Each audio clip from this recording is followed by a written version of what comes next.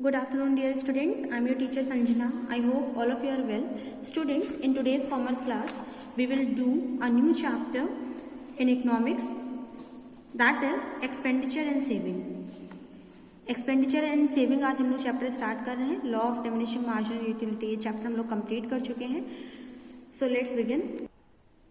Students, expenditure means क्या होता है? खर्च. और सेविंग मीन्स क्या होता है? बचत. और ये दोनों ही चीज़ें, खर्च और बचत, दोनों ही चीज़ें तभी पॉसिबल है जब हमारी कुछ इनकम हो. यानी पहले हम लोग कुछ अर्न करेंगे और उसके बाद एक्सपेंडिचर और सेविंग होगा. सो यहाँ पे क्या आपको दिया हुआ है? सबसे पहले मीनिंग ऑफ इनकम दिया हुआ है. तो मीनिंग ऑफ इनकम में क्या दिया है? Income is that money received by a person in return of, this नहीं होगा, ये हिज होगा, in return of his work, services और utilising his property for any production purpose.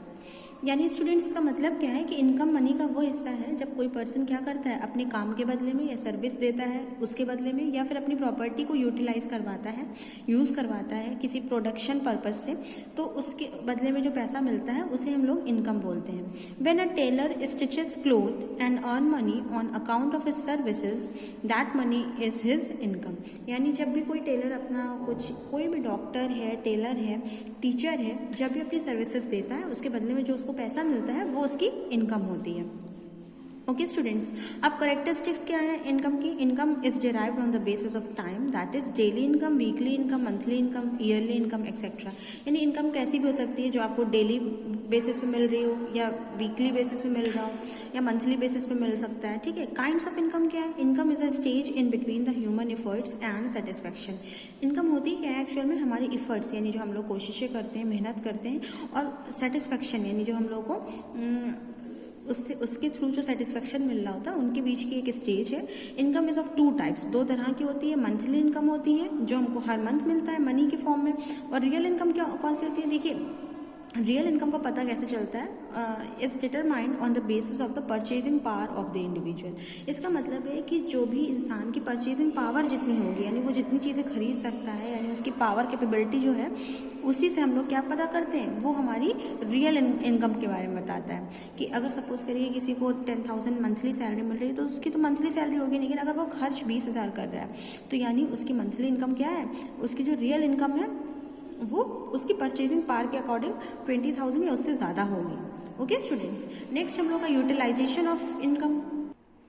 Utilisation of income क्या है? Income is utilised in two different ways. दो तरह से इसका यूज़ होता है, एक तो एक्सपेंडिचर पर और दूसरा सेविंग पर. यानी जो पैसा हम लोग अर्न करते हैं उसे या तो हम खर्च करते हैं या फिर बचाते हैं, सेविंग करते हैं. अब इन दोनों का मतलब क्या है? एक्सपेंडिचर क्या होता है? Expenditure is that portion of the income. अब यहाँ पे मीनिंग ऑफ एक्सपेंडिचर क्या है? Expenditure is that portion of the income with which human beings derive present day satisfaction.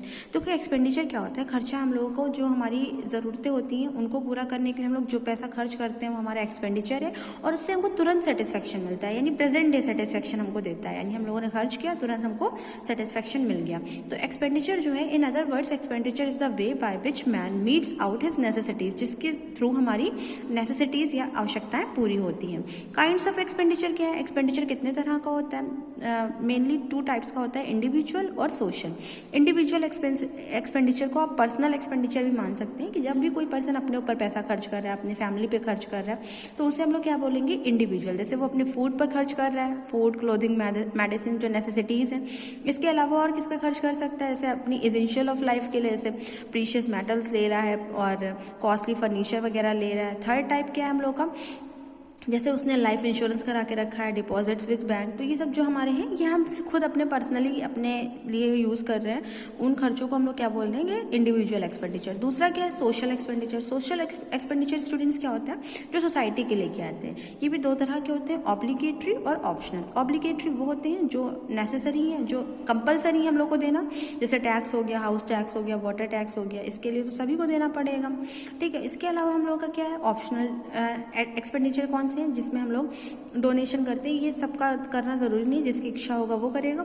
Donation to educational या charitable institutions, religious trust etcetera.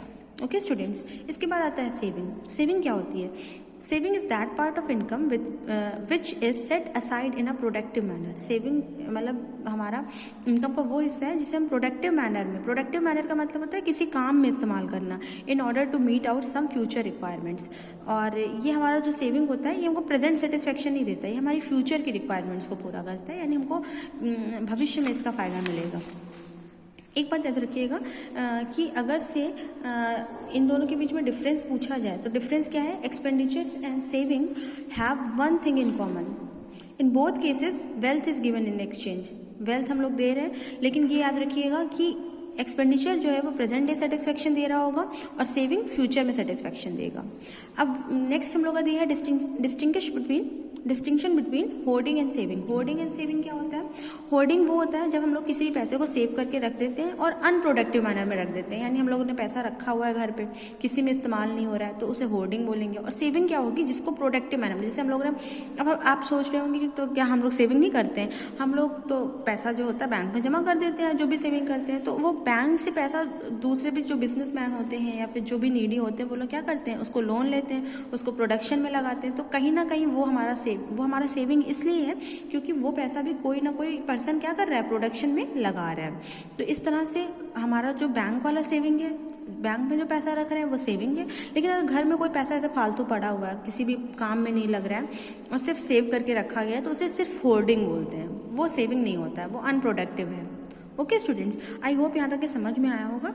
In the next class we will do the importance और advantages of saving. Okay, thank you, have a nice day.